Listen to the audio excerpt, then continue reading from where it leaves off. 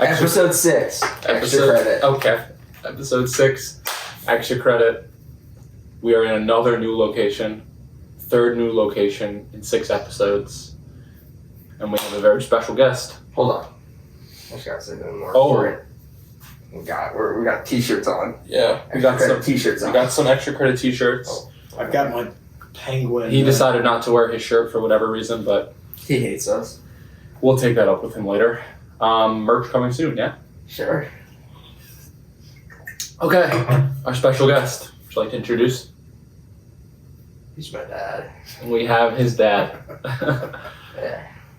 Very special guest. Noah's dad. And I think this episode is going to be about how we got to this point. The relationship between the three of us, because it's very important for our school success. And just our system. And to start off, why don't you, in your own words, because I've explained how we got to this point, but through your perspective, how did we get to us sitting in a Manhattan apartment on a Thursday morning filming a podcast On Christmas break. on a Christmas on break? a Christmas break. Because it's weird.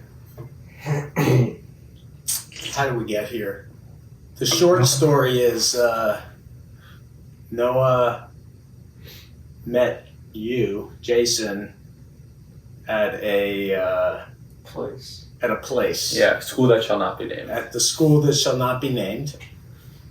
And I think the first day that you were there, I had pulled you out of Hawthorne Valley School, the other school that shall not be named. Don't name him. That one we name drop. I We don't named care him. about that. I pulled you out of Hawthorne Valley School because it was ruining your self-esteem, and they had no idea how to teach you and how to encourage you and how to empower you as a learner. And so I pulled you out and brought you to the school that shall not be named. And the first day you were there, you met Jason. Uh-huh. And and so the short story is about a year later, when COVID happened, I fully pulled you out of school and I said, all right, who's your favorite tutor? And what did you say? Jason. You said, first Jason, and then there's another guy, but see if you can get Jason. I said, all right, let's see if we can get his number. And at first you said, no, don't do that. Don't get Jason fired. I said, get me his number. Well, they watched him a lot. So. Yeah, I'm so sure. at this school that shall not be named, they were able to watch our online sessions, but without anybody knowing, which, good and bad. So I was nervous that, if I give my number, what are the odds that they're watching my session at that point? And I was like, I'm going to get fired. But I said, why not? Right. So Okay, long so story let's do it. short, It felt right. Noah and I decided that it was time to get out of a traditional school. It wasn't serving him, and get into a homeschool environment where we custom design everything around the fundamentals, as well as, in this case, Noah's strengths and his passions and interests. And I had learned enough to know that we were going to design a school around who he is, not who the systems or who the schools think he is. And so anyway, so we talked. We extensively that summer, because you pulled him out of school in April of when the pandemic hit. Yes. Pandemic hits March. I remember it was like the beginning of April, and then I started tutoring him from like April until like July. Yes. And then all throughout that time, you and I are just getting to know one another, going back and forth. Yes. You're teaching me about him and I guess your the family and stuff. And then July and August is when you said, okay, how do you feel about homeschooling him? Right. And then we spent that summer talking like every day almost, Every day. just building it out. Right. So our system, what we did, so how we got here is, I don't know, is that 3 years later? How many? We're going on 5. If you We're include knowing the each other. Yeah. I think that was in when Noah's last year of traditional school was 7th grade, and we're in 10th grade. No. I was halfway into 7th grade and then Right. It was Corona hit. Right. It was the end of 7th grade when I finally pulled you it was out. like April, like when April. Yeah. And then you finished off the year, right? Or no? Well, no, I also finished off at that school, the other school too. But you finished Hawthorne Valley, right? You finished your 7th grade year or no? Yes. Technically, yes, but I wasn't. Technically, yes, Yeah. but they were online, Mm-hmm. and nobody, including Noah, was paying attention. Yeah, I mean, no student. It was a waste of time and energy, Yeah. and so I knew that we needed to design a homeschool experience. I couldn't do it myself just because I can't. And I knew that we needed a teacher to collaborate with us to design everything. And so you stepped in, and yeah, that's how we got here. And this is 3 years later, and we have built a system. We have a system. A system that works for us. And Now, I do want to go on the record and say, when you and I were talking extensively, it was a lot about telling me about his upbringing, because I think that affects learning significantly. Mhm. And in his particular situation, his upbringing significantly affects him. So you were filling me in on all those so that I could better help him when homeschooling came along, right? So it was not just like, okay, here's our family life. It was more like, this is what happened to him, and you have to keep that in mind when teaching him, because if you don't, there's going to be gaps and issues and stuff. So I remember being very overwhelmed, like, okay, this seems like a lot of information, because I came from public school system. This was so new to me. I never thought I'd ever homeschool anybody. So then you're telling me all these deep personal things, and I would just leave the phone calls like, what am I doing with my life? And then I dropped out of graduate school to take this on seriously, like full time. And I'm grateful, obviously, that you told me everything that happened, because our system wouldn't be as successful, I don't think, if I didn't know about everything that happened in the past. Yeah, we don't need to talk about the details, but No. the essence of it is, and this affects a lot of kids like Noah, Mm-hmm. who are really smart. Just buttering me up. I'm buttering you up. Yeah, well, you're really smart, What do you and want from you're what? What do you want from me? I want you to do yard work. Yeah, I mean, I don't know what I want you to do. Just keep on cooking. Keep on doing what you're doing. Yeah, so, so the long and the short, or the short of the long of it is, a lot of these kids, they're, what the system and society calls dyslexic kids, feel stupid and slow, even though I knew it wasn't true. And so I knew that we needed to radically shift something. And so whether or not it's educational trauma or other kinds of experiences that inhibit kids' self-esteem, Sure. it's real. And you've got to sort of... Yeah, that's the point I was trying to get at. Yeah. You put it well, is that it wasn't so much like, it's not anything I focused on, it was just you kind of have to know these things because they do affect the present time.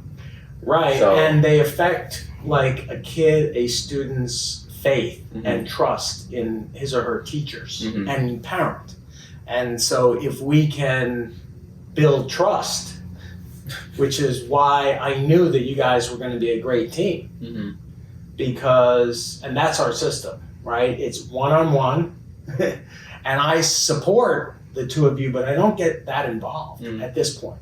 All right, so let's break down our system then. I have it as 4 steps here, Okay. right? And I'll let you explain each one, because Okay. in your own words, because it's important, right? I could sit here as the teacher's perspective and say why everything's important, but I feel like as the parent, right, you know him better than anyone, and you know what's best for him better than anyone. So it's important for parents to have like that ownership, like we've talked about, of their kids' education and just their future. So the first step would be, this is what I have written here. You found a primary teacher, which was me, and then you developed deep trust, like you just said. So why would that be, like what's so important about the deep trust? Why is that Well, that's crucial? Yeah, it's crucial for the success of any relationship. Mhm. And so in any school, this is a school, it's a homeschool, the key relationship is the student-teacher relationship. And when there's trust, kids learn. Mhm. That's it. And when there's trust, teachers can, and then the question is, well, what do we mean by trust? I was just And gonna there's ask you that. lots of levels. Let's get into them. What do you mean by trust? The most important thing for kids who have had very difficult experiences in school is trust that you're not going to beat me up. You're not going to embarrass me. You're not going to shame me. You're not going to make me feel like I'm stupid. Like so many teachers and parents, typically unintentionally, but unintentionally due to these kids. And so the first level of trust, I think, for kids who have had a breakdown in trust is, can I trust you to not judge me, not treat me slow and stupid, not treat me like this, but see me for my gifts and who I. So that's the first level, is like, can people really see through everything and to the truth, you know? Okay. And then there's many different levels of trust, but that's the big one. So trust, to summarize that, as in, I don't make him feel bad. I create a safe space for him where he can trust that he can get vulnerable and know that he's going to be comfortable and not judged or shamed or, just feel embarrassed about anything. Yeah, and I think connected to that is I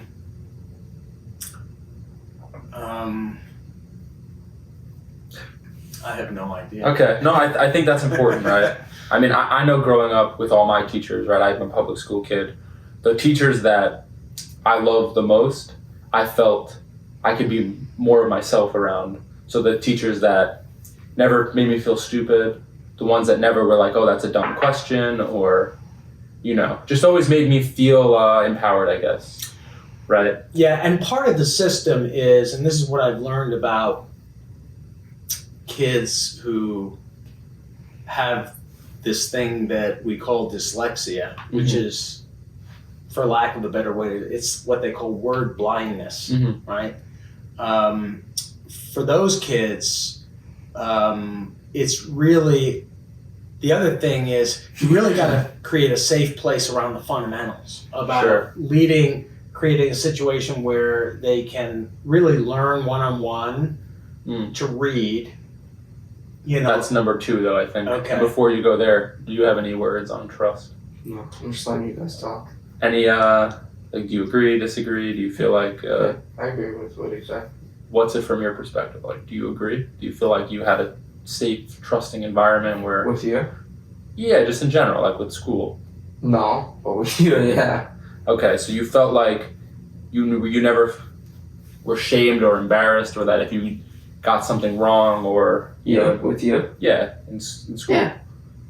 Nice. Nice. Anything else to add? 'Cause I like that we have each perspective here. No. Teacher, student, parent. Cool. Okay. The last thing before we move on to number 2 would be structure. I think this is really important because when I talk to people about homeschooling, they like the idea that homeschool should have no structure. It's like you learn when you want, it's very free, and I think there's a lot of validity to that. But I think part of the reason why we were so successful was that we had a lot of structure. So we almost took a different approach than normal homeschooling. Almost a different approach? What do you mean? I'm talking about complete 180 different just approach. specifically in terms of structure. All the homeschool people I talk to online, they're always like, we don't have structure to the things on the interwebs. So you and I have taken a different approach where like we actually have a lot of structure. Any comments on that? Yeah, I mean, I think we did that because we understand how people learn. Okay. And particularly when there's been sort of a chaos in the learning process, you've got to create structure so that, in this case, Noah could rely on us. Mm-hmm. Show up at a regular time. Sure. Build a discipline Mm-hmm. that works for the student and the teacher. Sure. It's like there's a rhythm that you got to get into, and I think it's really important, particularly when we're exploring difficult learning. You've got to build structure. So with the structure comes freedom and creativity, basically. So you think our structure was based on his individual needs? Well, it was based on his individual needs and the reality of what was possible because a lot of the work that you guys do is remote. Mhm. And so the question is, well, when do we do that? Well, I wanted him up early. Mhm. I wanted, school. I wanted him up and in school, right? Yeah. And so that, for me, that was very So he important. pepper sprays me if I don't get up early. What?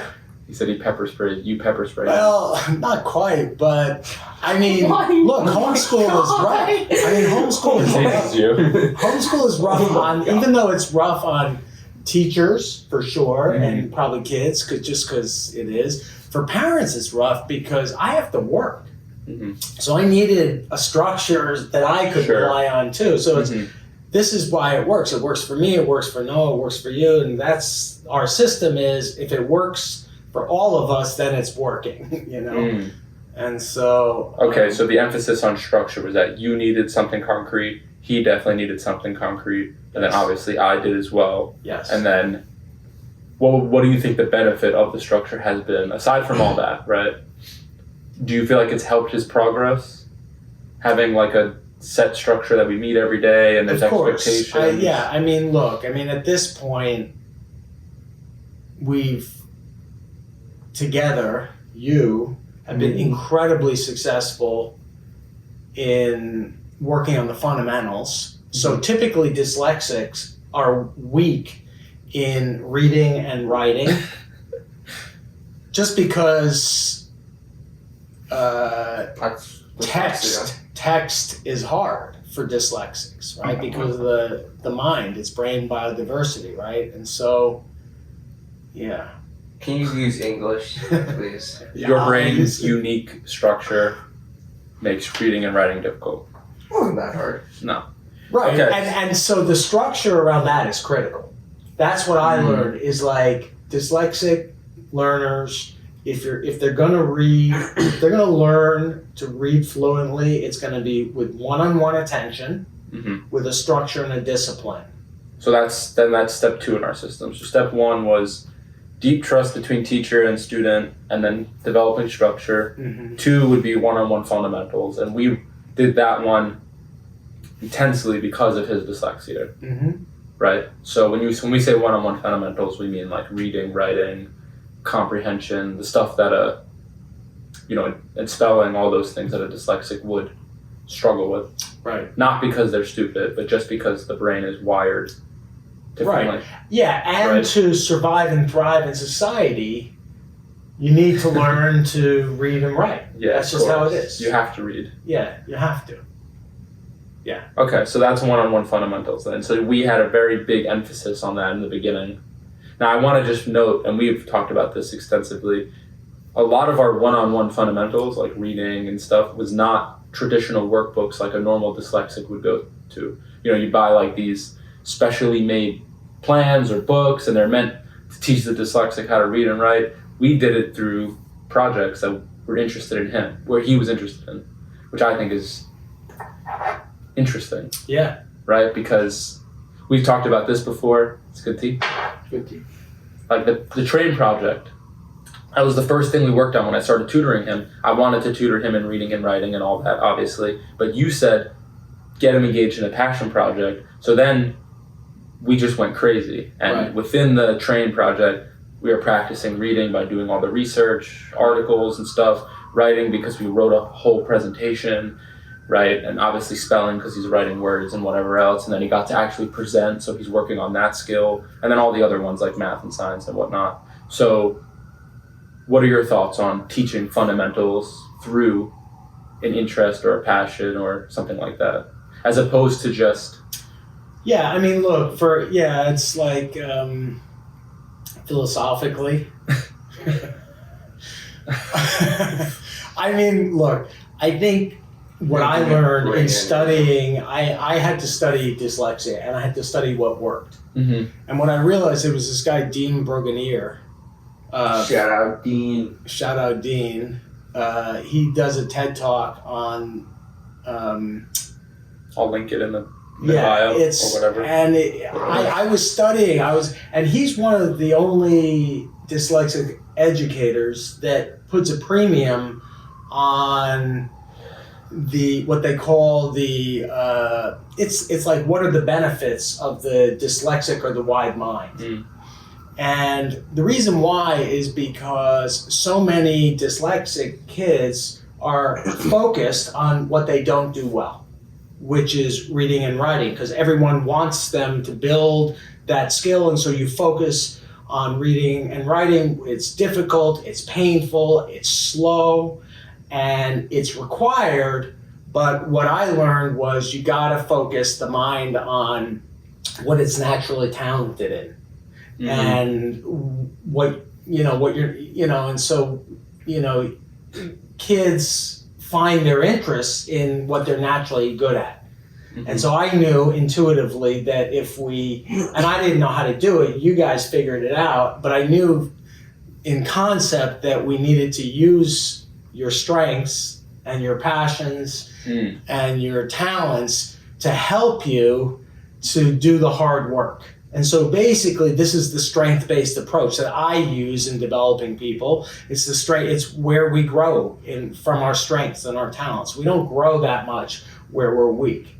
And so I knew that we needed to do this. I just didn't know how. And then I saw that you guys were both using Noah's interest to learn the hard stuff, but also then putting those interests at the center of the educational journey, basically. Because when we started tutoring, you said, I do not want you just doing rote memorization and that kind of stuff. Obviously, we knew fundamentals were important, but you were like, find a passion, work on a project. Like, you made it explicit that that's what you wanted to do, which again goes against kind of everything that I'm taught in traditional teaching school and whatever. Because it's like, they just teach you, if you do enough practice problems, eventually you'll get it. Which was interesting because at the school that shall not be named, which was already named, which we'll blurt out, he would do tons of. I said it. I didn't say it. I dropped the ball. Which one? Linda Moobell? Yeah. He would do tons. Come on, Ned. You had one job. We told you a couple things you couldn't say. It's okay. I'm a rebel. I can't help it. Oh my God. He would do tons of the practice, right? And he would be able to read, and you'd never even know he was dyslexic. He stopped it. And it was almost like all that was not for nothing, obviously, but you would have never known that he was able to do it beforehand, right? And then once we did all these passion projects, it's actually stuck more than before. So I think that's interesting because people say that, and I see this online and in the education world, the passion is a waste of time and it's not as Look at me now. useful as teaching like the tried and true educational methods. And I think there's validity to that, but you have to go based on the individual's need, right? Well, look, in this case, and this is true for all kids, not just, and I would go beneath the passion and say it starts with natural talents. Yeah, because the passion and the interests stem from what we're good at. And so what you do is you focus on what they're good at, including, like, Noah, I know early on I do know you. Early on, I knew he was dyslexic, even before all the educators knew. I just knew, just because I had friends who I had watched, and I am a mini dyslexic in a way. And the point is that I knew. You are short.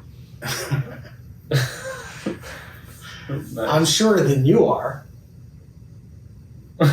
What's the point? What are you trying to say? You said I'm a mini dyslexic. Dyslexic. Anyway, I think the point is that the reason why I was adamant is because Dean Berganier was adamant. Sure. That if you just do what traditional dyslexic education and even traditional education does, which is just focus on the fundamentals, you never get the gift of the dyslexic mind. You never get the wide mind. These kids are very creative. They're visionaries. They see things that most of us don't see. They see the connections. That's why we call it the wide mind. This the prefrontal cortex. There are these mini columns that are wide apart, right? Wide apart. And so you've got to focus on that part of the brain that's naturally gifted. And I think that's what we did I didn't know how to do it, honestly. I really didn't. I was like, I hope this guy knows what the hell he's doing, because I know the concept, and I had been learning from Dean and other dyslexic educators about putting this at the center of everything. And it's really, passions, I think, are sort of a red herring a little bit, and it gets people distracted because they were like, oh, don't let them do their passions. It's not about that. I always say passions are where the natural strengths manifest, right? Exactly. So if you focus on the passion itself, you're missing the big picture that the passion is going to come and go more than likely. But if you just notice that each passion kind of has the same foundation, they're getting to work on their natural born strength. That's what matters most. I'll give you an example. Please. Noah and one of his teachers, what's his name? He was one of the few that you liked at that other school that shall not be named, Mike. Well, they're down. Who cares? Mike Puther. I don't care. They suck. Props to Mike. They suck. Anyway, Hey, the point is, we're all about honesty. Some of them did point out some of these. He came up to me and he's like, look, this kid has some of the best vision I've ever seen. He's got an eye for seeing things, and we use him as a scout out in the woods. And he was the one who I did the wilderness. Yeah, I know. He seems like an awesome guy. They did like him. He's a really good teacher. Sure. And he knew, he was the only one at that school who really saw Noah's gifts. And really acknowledged them, and even said to me, he was like, he's got amazing vision. Meanwhile, the other teachers were like, I said he's dyslexic. They said, no, we don't believe in that. He's got eye tracking issues. He's got eye vision. I was like, no. They didn't even do freaking eye exercise. Well, I mean, they're a unique school, right? But that wasn't just them. Other people. No, a lot of times, a lot of people who don't understand the brain and what's going on in the brain for different kinds of learners will try to focus on the superficialities like vision. So in this case, the point is Noah has unbelievable vision and unbelievable ability to see the connection between things that most of us can't see, right? Yeah. And I always knew that. I mean, I used to drive him to school, and he used to talk about his inventions, right? Yeah. You may not realize, but you had all kinds of inventions in your mind. You invented a system, even though you never built it, you invented a system, because I was at the time driving a lot, and I was driving back and forth. That was the train project. No, it was you invented, at least in concept, a way to get me back and forth to the city without having to drive. Remember that? The train project was. Maybe that's how the train project. Oh no, that's how it started. That was one of whatever. Anyway. I mean, just the time that I've known you, we've had the train project, we've had the vegan patty project, we've had we did a project on Hunter Valley. We did the DC motor, we've done the e-bike. I mean, I noticed that some sort of creation is at the core of everything, and now with bikes being your passion, I mean, you can literally build a bike, right? You're building. I hate it. You love it. You're always building. I think that's what I noticed very soon. Because when I would see you at Lindenwood Bell and I ask you what you did, it'd be like, you didn't just say like I'm fishing. You're like, I created a rig or something, and you talk not about like most people talk about. I was into fishing at the time. No, it's not. Yeah, you're into fishing, right? A normal person is like, yeah, I like to fish. When you said you like to fish, you would talk about all the mechanisms of like a rod, and I got this line and this bait and the way they work together, right? And then when that passed, it was the next thing, same thing. When you did the boosted board, you were very fascinated with how like the actual motors and stuff worked. And then again, the next thing came, and each one I've noticed is just very, how the like little things come together. You know what I'm saying?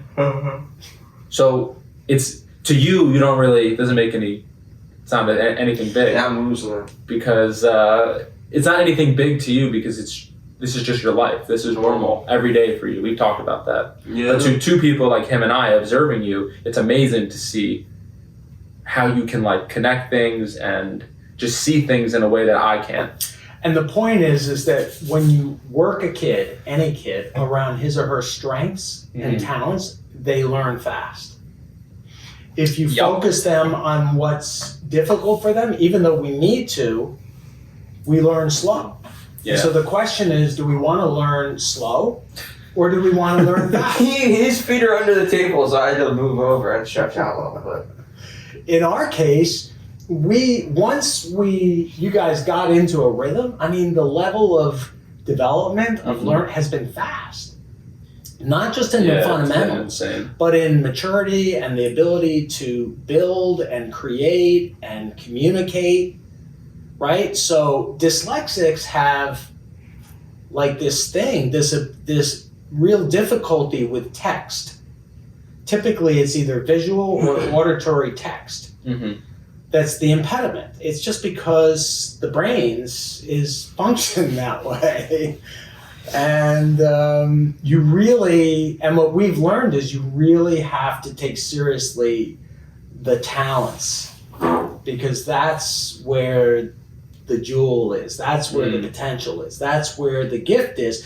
And what Dean and other dyslexic educators helped me with, because I was lost, because all of the supposed experts, all the dyslexic experts have no idea how to do this. Very few understand this. They really focus on the fundamentals because that's what everybody wants, and that's what the system says the kids need to do, to pass the test and to get into this and to go there.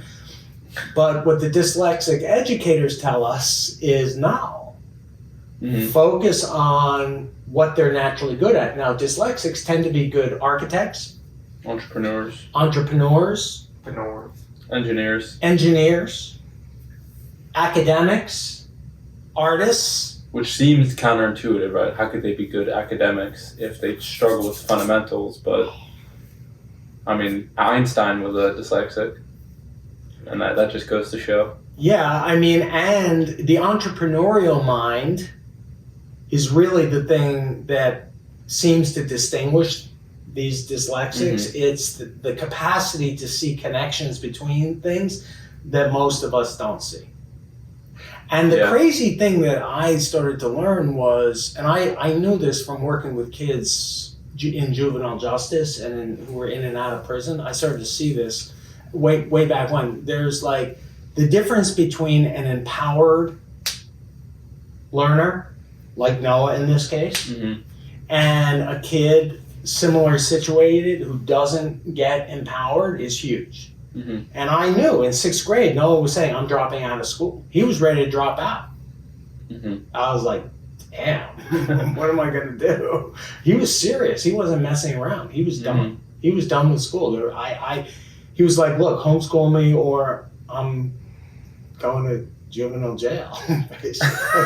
What? You didn't actually say that. You didn't say that. Okay, so that would be step 3 then, is we call them genius projects, which are these projects or just the core of the school being focused on the natural born strengths. And then all these passion, interest, projects, units, whatever, coming and going, right?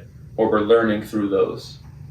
Yeah, and this, I mean, I don't even know what your curriculum looks like. Everyone's like, curriculum, what's the, I'm like, I have no idea. I don't really know what it looks like either. All right, and the point is that it doesn't really matter. Move your feet over. Jesus What's Christ. important is that school is engaging and fun, because kids and adults learn when it's fun. It has to be engaging, fun, and challenging. And yeah. You know what? But the interesting thing about fun, because that's very controversial. A lot of people think school should not be fun at all. I've never tried to make school fun. When you engage, kids like Noah or just any kid in things they enjoy, it automatically becomes fun. I've never been like, okay, how can we make school fun? It's more like, what projects? You literally asked me to think about that. You said, how can we make school more fun? I don't think I've said that. When did I say that? You said over the break, just think about things we can add to make school more fun. I said it's like school is dry, like a little, our routine is the same day in and day out, and I said we haven't had any projects to work on. So it's my school. Not all learning can be fun. Yes. But We can agree to disagree. No. We all learn Disagree, faster. Kids, adults, we all learn faster when we're enjoying ourselves. Mhm. And so it's not to say that not everything is fun, but you can even enjoy something that's difficult and challenging and not. So it's more like the process. Is it enjoyable experience? Because if so, we learn fast. If not, we learn slow. Well, I think if kids are engaged with some sort of work that they like the challenge, they like the difficulty, and they see the bigger benefit, it's going to feel fun. They're going to stick with it, and then learning is going to happen, right? At least with me. Maybe I use the word fun. I don't know. I say a lot of things that I forget. Use the word fun. When I'm designing your curriculum or thinking of projects, I'm never like, are you going to find this fun? It's like, okay, are you going to be interested in this? And thus, how can we learn from it? Where can we take this? What are we doing? What are we creating? That sort of thing. And then I just know that if we both agree on it and you're psyched and you're immersed in it, you're automatically going to enjoy it and it's going to be fun. I think you miss the mark when you try to make it fun, because then you think you play like these little learning games, and those are nice, but they get boring, right? And we played brain games for a little bit, but that just is so momentary. But the DC motor, which we spent weeks and weeks and weeks on, that was fun for both of us. Also really challenging and difficult, but it was fun. We look back on that and we really enjoyed it. But I never sat down and was like, all right, we're going to do the DC project because it's fun. I just knew you'd be engaged in it, you'd learn from it, you enjoyed that sort of thing, and fun was a byproduct, which then makes you want to do it more. So it's this nice cycle that goes on. I guess that's the way I see it. Sounds good. Okay, so that was step 3 of our system. And then step 4 would be mind, body, soul. Right? He loves that one. What is thing? I feel like mind is like the first 3 steps, like we said, the fundamentals, discovering the genius, all that. What's body and soul or spirit? How do you define those? Oof. Like if someone asked you, if you were talking with other parents and you threw that. He is no friend. Okay, fine. You're at a supermarket and you stumble upon this conversation with somebody, and you throw that out in the conversation, and they're like, "Wait a minute, what do you mean by?" Well, I wouldn't talk about it like that, but what I would say is, I would say, look, I mean, what I was going for was like a holistic educational learning experience. Sure. Not that this happens in schools, but if you're creating a homeschool, you have to sort of get some of the stuff in. So there's no gym class that you had, but the gym class that they have is designed to work the body, right? Sure. Algebra and this is designed to work the mind. The body is like important too, and so you got to work the body, particularly as kids are growing up. They're going through puberty, they're growing, they're like, they need to be body aware, right? And they need to, just like they're building resilience and strength and capacity in the brain, you got to do the same thing in the body. So I just think that's why, I said, look, like make it holistic. It's not just the brain power, it's the body. And for lack of a better word, I describe, I don't know, what did you say, soul? Yeah, soul, yeah, spirit. Soul, spirit. I sort of think about it as energy, like the spark. Sure. Like it's, I wanted him to get sparked, honestly. I wanted him to get fired up. The best experiences that I had in school had nothing to do with classrooms. I didn't want to be in the classroom. I was forced. They forced me to be in classrooms. Of course. Kind of how school works. What? Kind of how school works. I know. The point is that the spark are things that light him up, literally, and so it's like, and so whether or not you say, oh, it's like, my soul is happier and my spirit is whatever, or I feel, happy to be doing this. What you're going for is high energy. You think I want to see him every day at 8 o'clock in the morning? Yes. Yes, no. I think you do. You look forward to it every day. You are like, this is what I love about our school. You're up early. You got him lifting and training early. He doesn't have me do that. Cooking. I decided to do that. He's totally self-sufficient. Yes, you have. With food. He's training. He's preparing food, and he's in his seat, ready to hang out. Calls Maybe me- not learn right away, He but at calls me least like at like 7:55 to 7:58 almost every single day. which is early. Yeah, I've got 100%. Exactly. That means he's motivated. That means he's sparked. That means he's Spark lit is up. there, yeah. Oh, The what else spark would I is do? there. Right? What else would I do? Go to a normal school? I'd be more screwed. So it's like, Well, you know for sure that if you didn't want to do this, yeah, I know. I enjoy it. exactly, you have your spark, like he's saying. Yeah. But do I want to see you every day? No. I think you do. You Why just not? like to act like a teenager, and I think you do want to see him because he's important. Mm-hmm. He's important. We can agree to disagree. And by the way, it's more than just a teacher. So I think the whole sort of mind-body thing, I think the model that we've started to think about, because at some point I said to you, all right, you're his teacher, Mm-hmm. but you're his mentor, meaning that you're teaching through experiential wisdom. I've been there, I've done it, I'm going to, Here are the lessons, right? here are the lessons that I've learned, and that's why young adults are way more successful at connecting with teenagers because they identify with each other, right? We only have, whatever, 11 years difference? Something along those- I Yeah. don't know those numbers. Right, and so you're almost the same generation. We are. Technically, All right, we're both Gen technically- Z. Whatever. Zoomers, I don't for sure. associate. Zoomers. I'm not moving by the walk out. I don't associate with them though. I certainly don't associate with. It feels like we're from two different worlds. Yeah, well, you are. Mhm. But Oh. anyway, what were we talking No, about? I think the way you just Stuff. described soul spirit is good because Okay.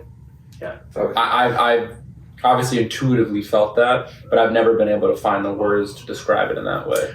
Yeah, I think that's really good. I like to describe it. I mean, if he's like on fire Yeah. and he's in his seat ready to talk, we're doing something right. And that's not about the mind. It's almost not about the body. It's like he's enjoying it. He's lit up. Yeah, and I do want to point out we obviously have periods where it's not as like fun or electric, like you're saying, because that's just life. Life is cyclical. We have moments where it's a little less like that and a little more. Right now, where it's very electric, and I'm sure in some time it's going to dip down and then it'll dip back up, right? Because I think it's very easy to listen to this conversation and just assume that we have it all figured out and it's always working 100%. We certainly have difficulties, right? It's And- been really hard. Actually, I mean, it's been hard just watching you guys trying to figure out the Mhm. rhythm Yeah. and the discipline of remote learning. That's hard. And it's why we decided Yeah. that we needed to do like in-person camps and travel and trips And the summer stuff. summer stuff, school trips. I was like, look, we gotta, even though we're homeschool, we gotta get out of the home and into the world Absolutely. because that's where learning happens. Yeah, our one of our last podcast episodes were about field trips and getting out of the home and how we can learn so much from, just being out. He's bored with us. I know. Hey, y'all are boring. Hey, you're allowed to interject anytime I'm you cool. want. I'm just here to be here. All right, so that's our system, right? Force me to It do would- something here. That's definitely not true. I don't force you to do anything. You forced me to buy these mics. You forced me to do everything. The mics were your idea, actually. I was going to buy a cheap Yeah, $50 microphone. So, I think what I was gonna say is that the archetype, mhm. this, I think what Why? we've created, an I archetype. was waiting for that. English, please. An archetype Mm-mm. Not at all. is a Sculpture. it's a sculpture of sorts. The point is that it's this your role is more than just like he's more than a traditional student. He's actually been teaching you, right? And so he's student, teacher, and even mentor for the stuff that he knows well. He's been, and so that's what I love, and that's what he loves about this is the reciprocity of this relationship. And so one of the things one of the innovations that I think we've created together is this idea that for the one-on-one dynamic between the teacher and the student, the archetype is more than just teacher. It's teacher, mentor, and coach. And learner. and learner. And Exactly. learner, Yeah, but the mentor is really important because it's the experiential wisdom that you can teach. And the coach is really important because what the coach is doing is going for training and performance and enhancing the talent and how do you grow the talent. And well, I think that's one of the biggest things I hated about school is that you have this teacher stand up in front of you and they never took the tests with you. They never did the work with you. They just said, do this. I don't have to. I've already been there, done that. I hated that. Nobody. That was the worst thing when they're like, I've already done it. Sure. I force you to do it. No, and I'm very happy you have. And every assignment we've ever done, I do with you. All the writing assignments, all the, cooking assignments, I film and edit them as well. I think that's hugely important. Huge. And it's the thing that why some people will reject how we're doing this. Mm-hmm. A lot of parents will reject, a lot of teachers will reject this too. Stuck-ups. Some. I think the point is it's almost like a belief system about how learning actually happens, because that idea of like the all-knowing teacher is like it's a creation, it's a myth of this, industrial style of teaching. Well, that's why I hated learning growing up too, because you'd have a teacher stand there and just be like, nope, I learned it all already. And if you question them, like, hey, maybe actually you're wrong, they're like, no, I'm the teacher, you're the student. Right. And I hate that as well. And most kids hate it because it puts the parent and the teacher, the adults, in the position of being the wise people. Mm-hmm. Why would you do that? That's like bass backwards. What? Bass backwards? Yes. It's backwards. Why? This is like. This is why. This is why. This is why we did it. Sure. What we did was, but many people don't like it. This is like the empowerment mind. We basically say that as human beings, we're equal. I'm going to sit next to you, even though I'm older than you, we're equal as human beings. But we each have roles to play. Hold on. What? Equals? As human beings. Doing a little injustice to Jason. Oh, you think he's elevated over you? You think he's more equal? No, than I you? would say in our many conversations. I'm just saying stuff. He's just trying to be provocative. Yeah. The point is, what is the point? Well, I think this flows perfectly into the last point I wanted to touch on. Good. Was that there's like a synergy between you and I and then the three of us. There's like, you guys have a relationship, we have a relationship, you and I have a relationship, and then the three of us have a relationship. And I think each is very important, right? And we could spend hours talking about each one, but especially the relationship between you and I, right? Because traditionally speaking, the only time you really talk to a teacher is parent-teacher conference, right? Maybe you send them an email here and there, but parents are so out of the loop with their teachers. Whereas it's been the quite literal opposite, where you and I, there have been times we spoke every day when needed. Sometimes we don't speak for a month, you know what I mean? Yeah, totally. When it's needed, you and I are always on the same page, right? And I think that's immensely important for the success of the kid when the teacher and the parent are in sync with one another, So you were saying about being a learner.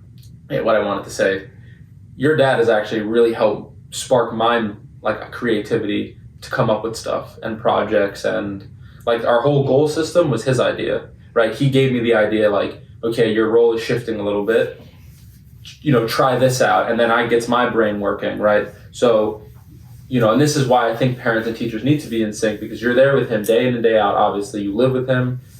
No one can give me better resources than you, right? I don't think I just know everything because I'm the teacher, right? And then I think there are some parents that think they know everything because they're the parent. It's a 50-50, right? We both have valuable things we add to the equation. Most parents front like we know stuff. Mm-hmm. Most parents are lost, honestly, because parenting is really hard. I can imagine. It's really hard, meaning that... Especially dealing with me. Yeah.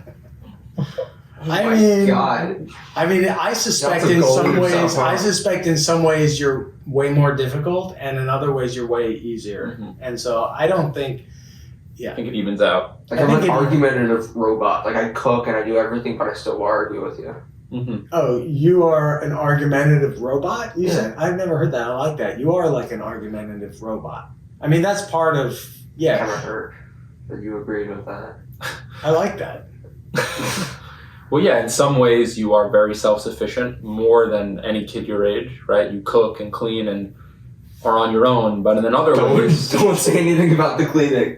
you clean when you want to, Yeah. right? We can leave that at that. We can leave it at that. I cooked and cleaned the whole kitchen last week. Yeah, how often do you clean the whole kitchen, though? That's not important. Exactly. And then there's other ways, like you said, you're argumentative, and then, so it's some aspects, yes. I think what I was trying to say was that most parents front, just like most teachers front. Most adults front like we know what to do. That's just insecurity, because the truth for me, I didn't know what to do. I had a very simple idea. Noah was really struggling in school. His self-esteem was at an all-time low. He was like miserable in school. They weren't being successful. He was feeling slow and stupid, and I knew it wasn't the case. And so I didn't know what to do. I really didn't. I went to TED Talks, honestly. I was like, if I don't know what to do, I was like, go to YouTube, man. And I started to get inspired by all these TED Talks, mostly from dyslexics who had overcome and had been the empowered learner that I knew that we needed to, put Noah in that position. So anyway. Well, one more point before I guess we're close to wrapping up. Okay. I think that's been another successful aspect, is that I allow him to teach me just more than I probably teach him. And like you're saying, I think a lot of adults fake it, both parents and teachers. And I can't ever remember a teacher that I've had in the past that was so open to the students teaching them something. It's very much so that classical system of you come in, you sit down, you shut up, you listen to what I'm going to teach you, I have all the knowledge, and then you leave. And what's funny is, since I'm a teacher now and I've spent time with those classical teachers and I sit in on their prep meetings and their lunches, they're clueless. They all talk about how they're lost, they have no idea what to do, they're falling so behind, but then you get to class and they put on this face like, and you go to parent-teacher conference and they act like they know what they're doing. But if parents knew how behind their teachers actually were and how behind all the schools were, and if they sat in on classes more, and if they really had an understanding of what was going on behind the closed doors, I don't think they'd be as happy with what's going on. No, and it's not to blame the teachers, actually. It's the system. Of course. Because most teachers are really well-intentioned and are put in the position where they have to be the expert. And in most classrooms, it's almost impossible to manage 30 kids and the system that the teachers are given to teach. It's absurd. It's not designed to empower the kids. And that's why you have so many kids that are just becoming robots. I think that's the answer. Because many people ask me, how is this scalable? Right? I recently got asked that, and I said, in our current condition, it's not scalable. But we have to change the system completely for this to become more normalized. This is scalable. I mean, look, first of all, it's only scalable for families who want to do this. But it's scalable. Let's assume that there's 20 million kids In the world? in the U.S. Oh. That's a small number compared to like 350 million or whatever. Well, I'm just, more. There's probably like I'm 100 ballpark. million. But let's assume, I don't know, what I was really thinking is let's assume there's 20 million who may want homeschool. What that means is what we have to scale is the parent ability to be a champion for the education. I can't be the teacher. I can't do everything. I'm not going to homeschool. But I can be the champion. I can be the one that says, hey, we need to do this. So that's the first scaling, is empower a parent to say, hey, there's an option. The other scaling is we need to get as many kids as there are. Let's say there's 20 million kids who want to be homeschooled. Fine. So then we need to equip 20 million teachers. That's how you scale it. The system A is teacher for every kid? Yeah, exactly. Well, I think if You got a lot on your hands, Mike. no, I think if there were a lot more, if this was an opportunity for more teachers and it was well funded and they would take this in a heartbeat. For families that can afford this, it's doable if you have the teacher and the parent. Mm-hmm. For those who can't afford it, You're screwed for the rest of your life. well, it is way more difficult for kids and families that can't afford this, and it's where you can supplement. It's where we have to figure out a system whereby it's not just more well-to-do kids that get access to the kind of education that they need. Well, I think if our entire education system changed, you could scale this, and you would have teachers wouldn't be quitting in the numbers they're quitting at, and I think you'd have a lot more people who'd want to be teachers, and it would be the respected profession it should be if this was the role that teachers had. I agree. But the system, like I've been around these systems for long enough to know that they don't really change. What changes are the people in the system. Absolutely. And so what you do is you pull kids and teachers out of the system who are ready.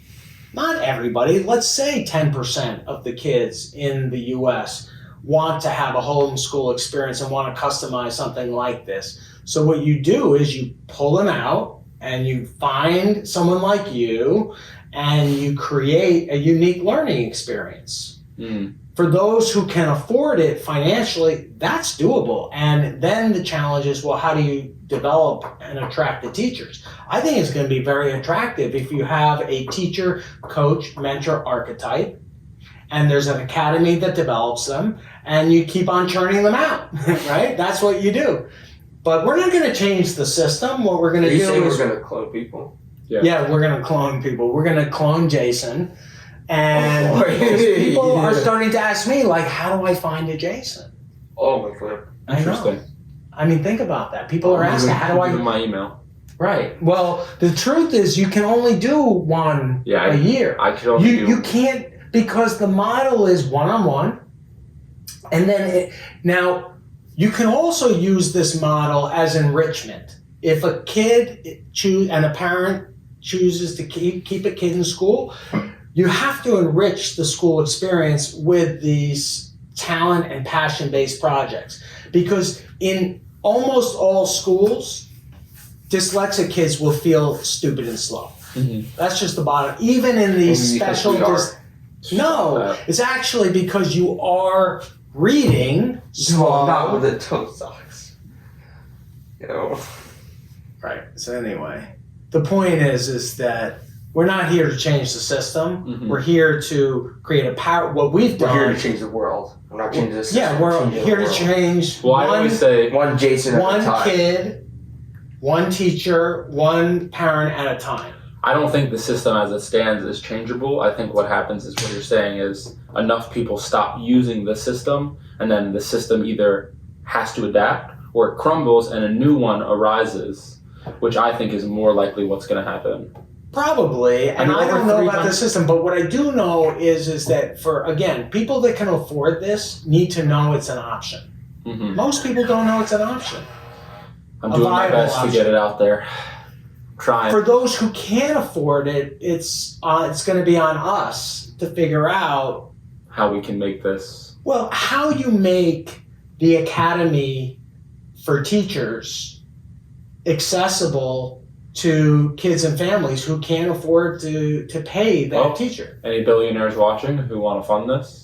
You're looking for... We've got billionaires in our network that will fund it. Our network? In our network, yes. Apparently. Yeah. What we need to do, we all have... anyway, we won't go there. But we all, it's you. Anyway, the point is, it's not the money. You don't really need the money yet. What you need is the will to do it. And you need a template for how do you do it. I think we've created this. It's scalable to the extent that you can get a parent and a teacher for every kid. who needs or wants it. That's it. And I think the financial challenges for economically poor kids and families is huge. But we can deal with it to the extent that we can be creative. Mm-hmm. Which is why we want the entrepreneurial wide mind at work. We can't just be traditional thinkers. We have to engage the wide mind to do this. I think he's done. Yeah, we're ready to wrap up. So, the parent-teacher relationship, very important. Very important. I guess. Well, I would say that the parent-student relationship is really critical too, and as good parent. I didn't want to call you kid. Parent-child. Yeah. He's not a child. I just mean your child. Okay. Parent-teen relationship is really critical and very difficult. This doesn't always have to be with a teenager. True. I'm your child. Your offspring. I'm your child. Yes, you are. I don't say child as an immaturity. I just mean it's a reference. Your offspring. Yes. Yeah. My Jeez, offspring. man. The point is that. The point is, what is the point? What's the point? You tell us. Oh yeah, the point is that this the most critical relationship for learning is teacher. I thought it was between coach. me and you. No. Oh, so it's between, the most critical is in the classroom between the teacher and the student. Mm-hmm. The second most important one is the principal and the parent, right? If we're aligned and on the same page and there's trust in the classroom, Noah will learn. But we can just hate each other. But if everything else works, we're good. Right. The third one, yeah, if we hate each other, it's going to be difficult. But if we're aligned and you're trusting, and this is what happens when you and I have conflict, what do? We ask Jason to mediate now.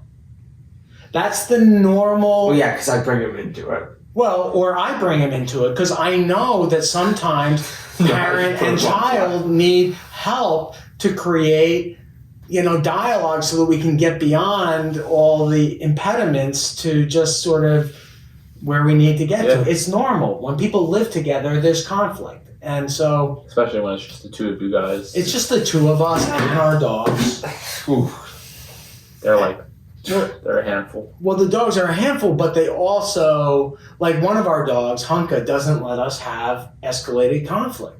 If he hears us getting escalated, he'll come. He'll show up. He gets right between us, literally. Mm-hmm. And we have to chuckle. He's Noah's protector. Well, he's my protector, too. Oh. Now you can have Kobe. He doesn't, protector. No, but the point is, Hunka doesn't like us having escalated conflict. And I guess the point is that yes, our relationship is important, but sometimes all parent-teen relationships are difficult. That's just I'm saying teen, child. Child is not referring to I'll say whatever I want. Parent-offspring. That sounds weird. What? Parent-offspring relationship. Parent-offspring. Parent-teen is fine. Child. Parent-child. All right. Well, I guess we'll wrap up because you're hungry. I'm hungry. Any closing thoughts? How about if a parent is stressed about their child's education and they don't know what to do, what would one piece of advice? Tell TikTok. Their kid's in a public school, their kid's not learning, they hate it, they're the same thing with Noah, on the verge of dropping out. I think you've got to... Tickles. I think most importantly, you gotta get help. Where do you get that help? Well, start with TED Talks and YouTube. Interesting. And start to listen to people who... That's what I said in a past episode. You can find anything on YouTube. YouTube University. Right. I think that the parent who's stressed or the parent is confused and doesn't know what to do, what we can do is, instead of being the parent that thinks we're supposed to know the answer, turn yourself into a learner. So you say learner as in watch these TED Talks, learn what these people are trying to say. Understand the science of the brain. Mm-hmm. Understand the emotions of the dyslexic learner. There's this thing that we call the shroud of shame. Mm-hmm. Almost all dyslexic learners have it from being in school. And so for a parent, if you don't understand the emotions of your kid, you're going to struggle to help them. If you don't understand how the dyslexic brain works, you can't help them. If you don't understand, for example, like I didn't know, I would say, the other thing I would say is most educators and most dyslexic experts will tell you get a full psychosocial exam, assessment. Yeah. That's a mistake, in my humble opinion, for dyslexic. Mostly because, and people do it so that you can figure out, am I dyslexic? Am I disabled? Can I get benefits from the state? Well, then it turns your dyslexia into a disability. And so what I would suggest is turn into a learner and get a sort of a brain assessment like Linda Mood-Bell does. If you haven't gotten a whole psychosocial assessment, get a brain savvy assessment to understand what's going on in the brain so that you can build a unique learning experience that actually works for the kid's brain. So to summarize, that would be turn yourself into a learner and listen to the experts and then get your child the proper evaluation. Proper assessment. Whether that's brain or something else. So then the third step would be take all that information and try to create their own unique learning experience, journey, whatever. Yes, exactly. Okay. Any last thoughts, Noah? He's like, get Anything me you out want of to the say? Chapstick. You need chapstick. Anything else you want to say, or you're No, good? I'm good. All right. Well, Thank you. I appreciate you guys for welcoming Thank you for coming on. to your podcast. Hopefully this is the first of many. Many.